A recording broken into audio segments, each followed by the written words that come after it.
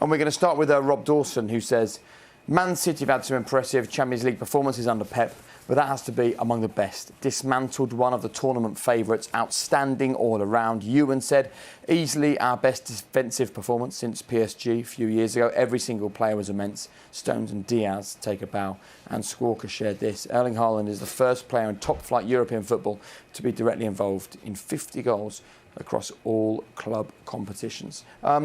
I know you watched the game, didn't you, Glenn, at home? We were working on it, and it was one of those games where, obviously, brilliant attacking intent from City, which we see so often, but defensively they looked fantastic as well. Brilliant. They were the balance of their... And I think that's what they've been missing over the years. That's why perhaps they haven't got over the line. The fact that Pep, in some big games, you've got to say, has tinkered with the defensive side.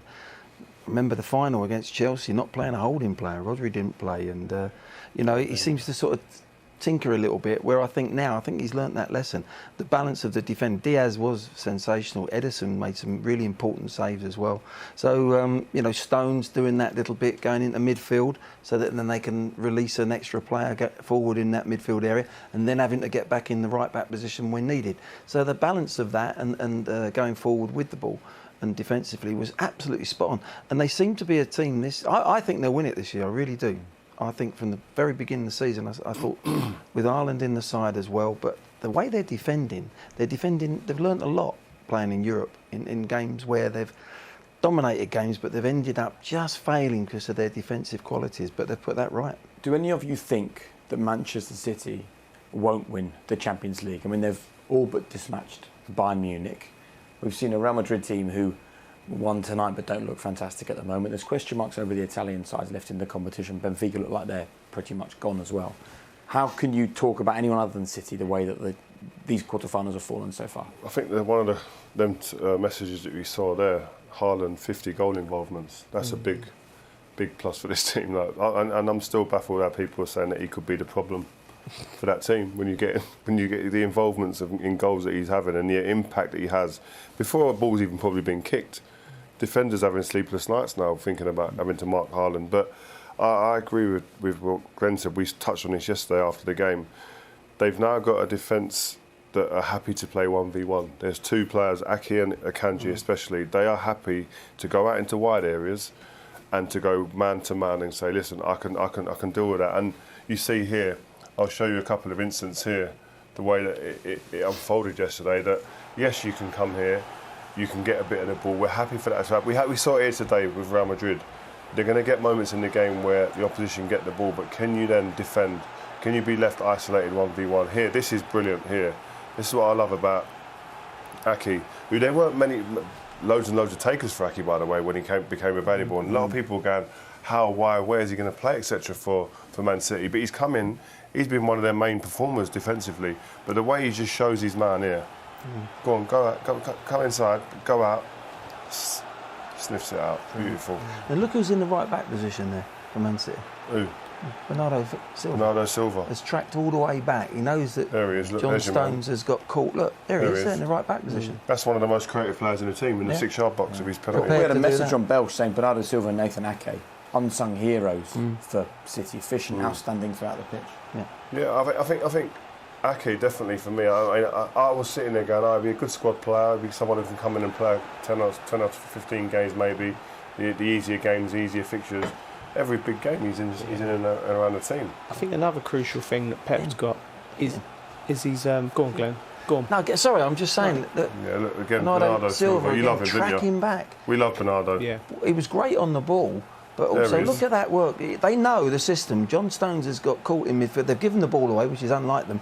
But look how hard he's prepared. That's why, probably, in these games in Europe, he'll play him instead of Mahrez.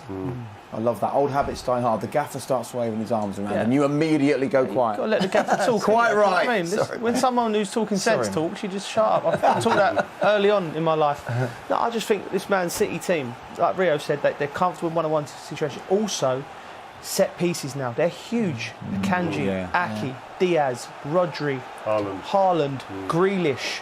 You know, De Bruyne, they're big. Like, so teams, when you're looking to play against Man City and you're thinking, right, they got a high line, maybe we can play some clever play, we can get them beyond them. Akanji and Ake are going to catch up. Right, if we get a set piece, we can punish them, we can You can't do that either now. The only problem for Man City, and I'm a massive fan of Pep, I think he's amazing, and even if he doesn't win the Champions League, he's still a genius. He's changed Man City, he's changed English football. But the only thing that could stop them now is him trying to be too clever. I think they've stumbled on something. Alex Ferguson was brilliant this. You get to April and May, and all that rotation stops. But last night was a sort of sensible team selection, wasn't it, from Pep? That's a fact. And I think I'll just look at it from an opposition manager. How are you going to beat that team? Unless, I'm trying to think of ways. It's interesting because who are you going to play? Let's say they do get through against Real Madrid and they've got Vinicius. They can't play John Stones playing that role, going into midfield and then coming. You're going to be on hiding to nothing there. So he might have to tweak the tactics a little bit on the other side. So Walker would go in there for me, and you say, look what he did up against Mbappe in the World Cup. Looked after him, and he's going to have to do the same. So you perhaps do the same thing on the opposite side of the pitch. That would be the slight change. And the left back, if it was Gaki or Lewis, young Lewis, he does it. It goes into that midfield area, and that's what he might have to just tinker. But I'm with you, Joe. If he keeps like that solidness in that midfield that they've come across now, and that's what they've been doing. That's why everyone's saying it was defensively good. Because Stones goes in there, and it's like if it was a back three with two holding players, we'd all be saying, well, do we need two holding players in there?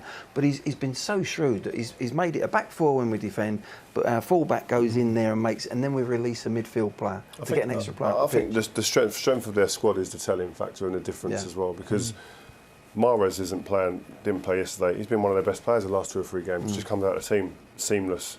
Foden comes back in out from the wilderness. Didn't play yesterday. Still win. Alvarez comes in when Haaland doesn't play, scores. Do you mean this can go on and on? Subbed, 2 goals scored straight after. And we can look at the goals here. I mean, but the squad depth is phenomenal, and they've got the best squad in the world, no doubt. But this man, Bajinka, Bernardo Silva, this is a wonderful goal. Yeah.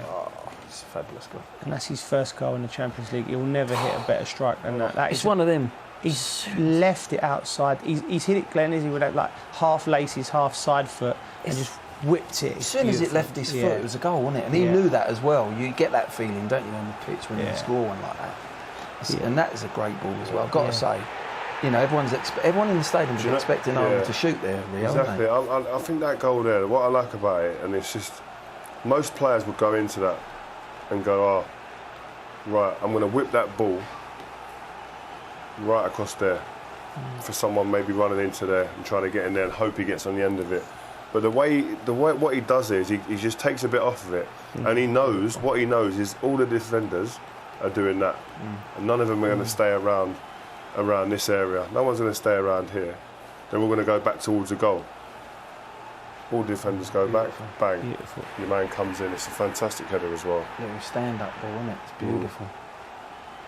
It really is. But they were controlled, and I think that's one of the things as well that was really, I'm sure Pep was pleased with. There was times in the game when Bayern Munich look a good team, don't get me wrong, but there was an element of control, especially in the second half of this game, never under threat. Yeah, and that's the sort of goal they don't normally score. Exactly. A cross coming in from there, you've got the centre-backs up from a corner, comes around, they recycle the ball, you've got the big fellas, like you said, Joe, the size of them. Yeah. Stones, it's a love, and the second ball, who's on it first? As soon as the ball was going in, you think this is a goal. If Diaz and Stones are not playing and they're not staying up, they've recycled that ball, what we've seen it for years, but they've got just so many options. They've got so many weapons to hurt you with now. Like, I don't want to go too big on them, but I think something special could happen from this year. I can't see anyone beating them. You think they win the Premier League? I can't see anyone beating them. I think they've got. If they win every game, they win the league. Yeah, the key is if they beat Arsenal at home, then it's going to be game on, and they've done it before. They know how to do it. So you've got to give them a chance to say they might actually win the league and they might win the Champions League as well. What I will say, if they don't win the Premier League this year, get your money on them next year by about 10 points with this team, because I can't, like I said, if he can hold them together, Alvarez is going to get better, Haaland's going to get better, Grealish is a little bit more. Grealish. Well, listen, have you seen him clip the ball with his left foot yet? He's added another little tool to his. He's 22 his box. years of age, isn't he?